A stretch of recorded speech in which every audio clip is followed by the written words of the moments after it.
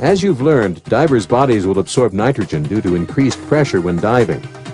You've also learned that the amount of nitrogen the body absorbs is dependent on how deep the diver dives and how much time the diver spends underwater. Planning and executing your dives using a dive computer and the SSI dive tables helps you calculate the amount of nitrogen your body will absorb on a dive based on the deepest depth you want to go and how long you want to stay underwater. Dive computers and the dive tables also allow you to make as many repetitive no-decompression dives per day as you would like, as long as you stay within their limits and the limits of your dive plan. For a better understanding of dive planning, let's take a closer look at the dive profile and how it relates to the SSI dive tables.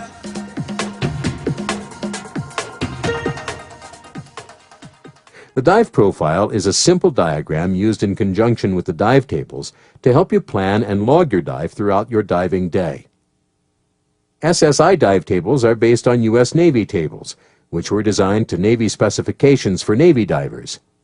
However, Doppler ultrasound studies, which began in the late 1970s and are ongoing today, show that recreational divers should use the Navy dive tables more conservatively. These suggested Doppler time limits are reflected on the dive tables that you'll be using in this course.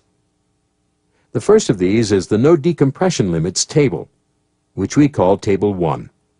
It has two functions. First, it shows divers how long they may stay at a certain depth without being affected by decompression sickness. This is done by figuring bottom time and depth.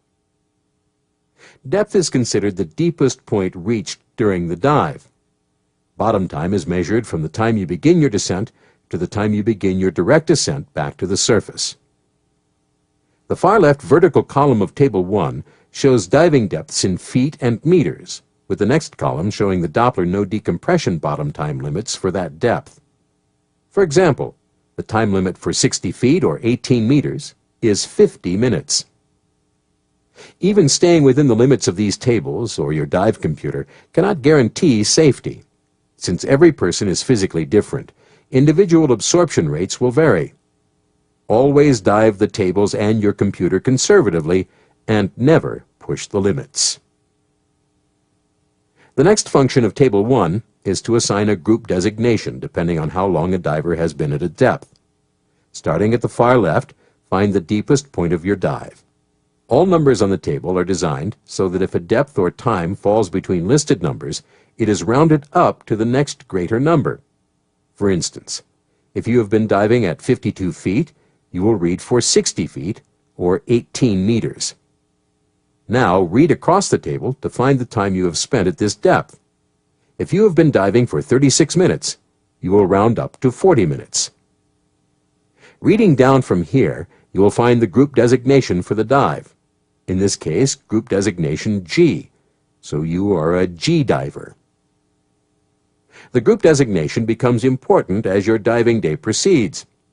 Most divers don't make just one dive and stop. After your first dive, a certain amount of nitrogen remains dissolved in your body and will be vented continually from the respiratory system for 12 hours. This residual nitrogen must be taken into account in your repetitive dives. To do this, we use Table 2, the residual nitrogen timetable for repetitive air dives, which we refer to as the surface interval table. During the time you spend between dives, your body is constantly venting off residual nitrogen. Table 2 gives you credit for this time, which is called a surface interval. Realize that dives with a surface interval of under 10 minutes are considered one continuous dive. Surface intervals over 12 hours will constitute a new diving day, with your body having no residual nitrogen. At the top of Table 2, you will notice arrows descending from Table 1, which lead to the group designation. To the left of these letters are windows of time. These represent your surface interval. You are looking for the times in between which your interval lies. Remember that by reading for the next greater numbers, we came up with a reading of 60 feet or 18 meters for 40 minutes. This gave us a group designation of G. Let's assume that after the dive, you spent 1 hour and 30 minutes on the surface. Enter Table 2 at the G repetitive group and read to the left until you find the times in between which your surface interval lies. In this case, between 1 hour 16 minutes and 1 hour 59 minutes. Now, read down the column to the group designation at the bottom. We see here that by spending 1 1/2 hours on the surface, you have lowered your residual nitrogen group from G to E. So what does this mean? Let's say you will be going on a second dive to 40 feet or 12 meters. Your body still has an amount of residual nitrogen, so you will not be able to spend as much time at depth as you could on the first dive. In effect, your body has already spent time underwater before you even start the repetitive dive. This time is referred to as your residual time, or RT. To find the amount of your RT, we turn here to the residual times. Table 3 tells you the amount of time you must assume you've already spent at a given depth. Depths are listed here on the far left of the table. Once again, should a depth fall in between those listed, read for the next greater depth. Read across from your second dive depth of 40 feet or 12 meters to the E column. In the box, you see two numbers. The top number, 49, is the RT, or the residual nitrogen from your previous dive. The bottom number, 81, is the adjusted no decompression limit, or the maximum number of minutes you can spend on your second dive. Since the dive needs to be 81 minutes or less, let's plan your second dive for a conservative 40 minutes. This is called your bottom time.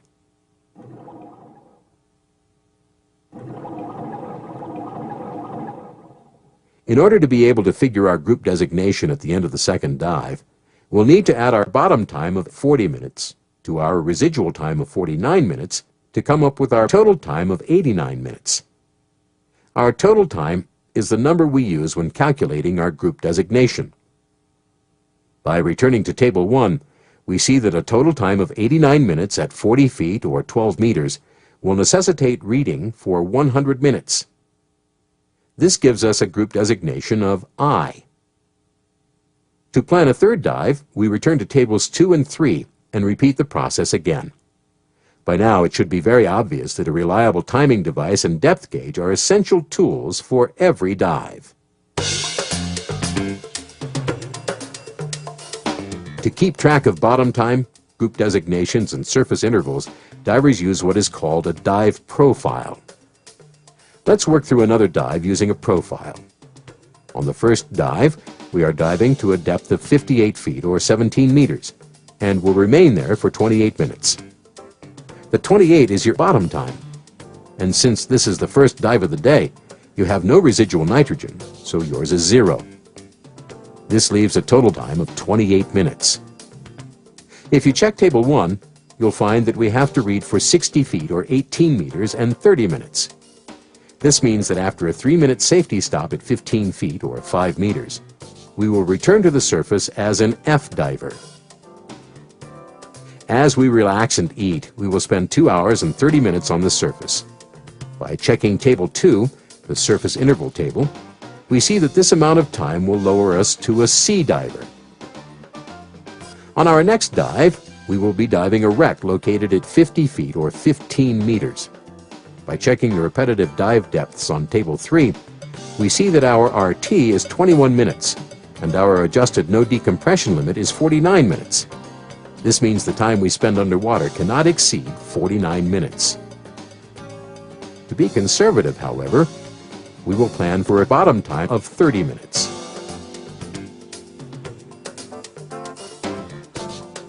Upon surfacing, we add our bottom time of 30 minutes to our residual time of 21 minutes for a total time of 51 minutes.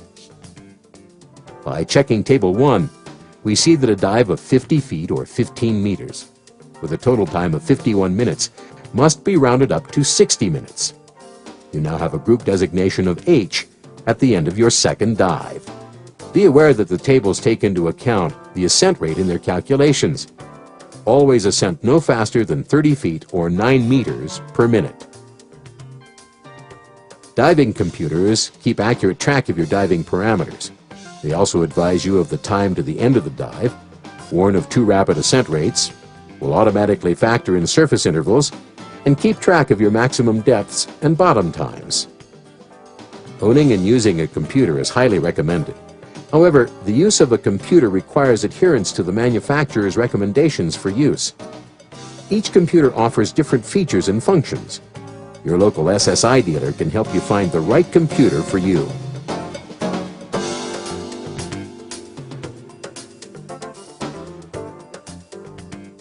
Planning must be a part of any successful dive.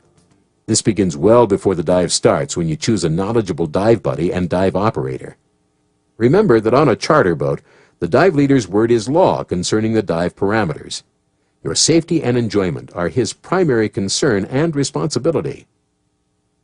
You will be briefed upon these parameters, which may include the depth of the dive, your minimum air requirement, usually 500 psi or 35 bars, direction and layout of the dive site, entry and exit procedures, and check-in and check-out procedures. Use the information from this briefing to create your own personal dive plan. You and your buddy must decide if you are mentally ready for the dive and if your skill level is adequate for the dive site. If you're uncomfortable with the plan, adjust the dive to a shallower depth or shorter time limit. You should dive at your own level and not feel pressured to dive at the level of the group. If you're diving with a new buddy, you may want to discuss more details about the dive, so you can familiarize yourself with each other's equipment, diving styles, and training methods. Some of the topics you may want to discuss include your equipment configuration, what type of backup and emergency equipment you have, whether you're using a computer, the basic hand signals, and emergency skills such as the preferred method for air-sharing ascents. To be a responsible diver, you'll need to know how to make a dive plan and stick to it.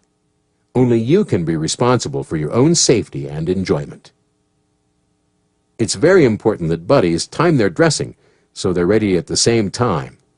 There's nothing more uncomfortable than waiting around in a wetsuit for your partner to get dressed. The dive leader sets the procedures for entering the water. In a drift dive, where everyone drifts with the current, the entire group will usually enter together. On an anchor dive, buddy teams are usually allowed to enter after they've checked out with the dive leader. Before you enter, do one last visual check of your equipment. Make sure there are no unhooked straps or tangled hoses, and that your air is on. If you'll be using a compass, take a heading so you'll be able to track your general direction. Make sure your buddy is okay and clear of the deck before you enter. Once in the water, do one last check to make sure no equipment was jarred on entry. You may need to swim a distance to reach your descent point. Do this face down with either the second stage or snorkel in your mouth. Remember to swim into the current. Once you're ready, go ahead and descend. Descend at the same rate while facing each other, preferably down a descent line or anchor line. This will allow you to descend at the same pace without drifting from the boat. One buddy may take longer to clear ears or may need an equipment adjustment. Be ready to offer assistance if it's asked for. As you descend, look down and adjust your buoyancy to neutral before reaching the bottom. This will prevent a heavy crash landing and avoid possible damage to the environment. It is possible to become disoriented underwater, so check your direction with the compass before heading off, or note your surroundings for landmarks that can aid you in natural navigation.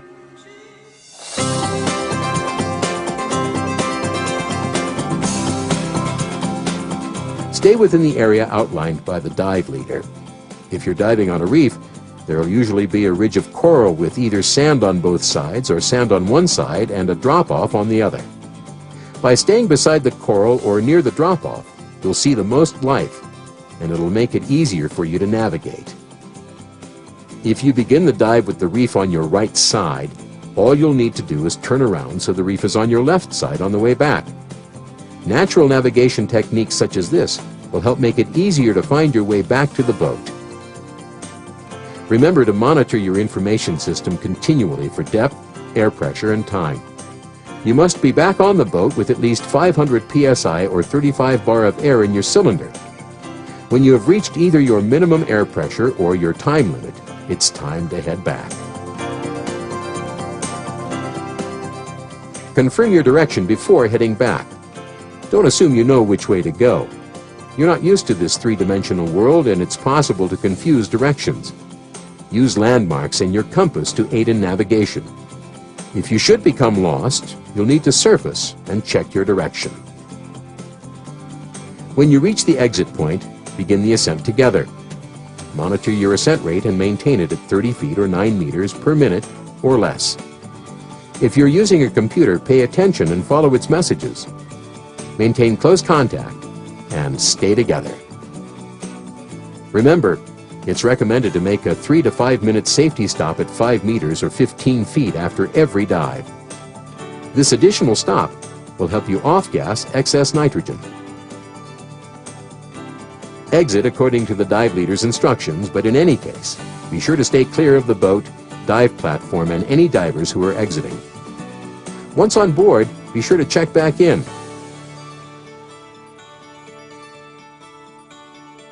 If you're making another dive, go ahead and get ready for it, even though it'll be some time before you get in again.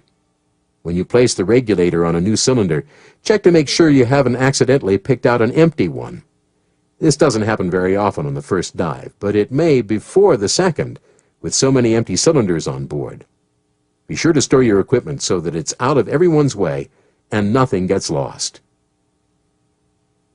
During your surface interval, be sure to calculate your no decompression limits for the next dive.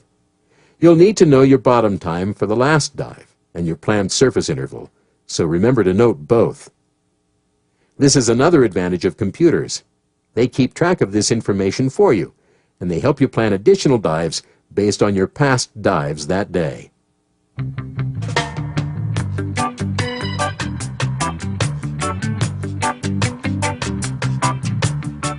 Planning is important to having fun diving. By knowing how to use basic planning tools, you can execute great dives.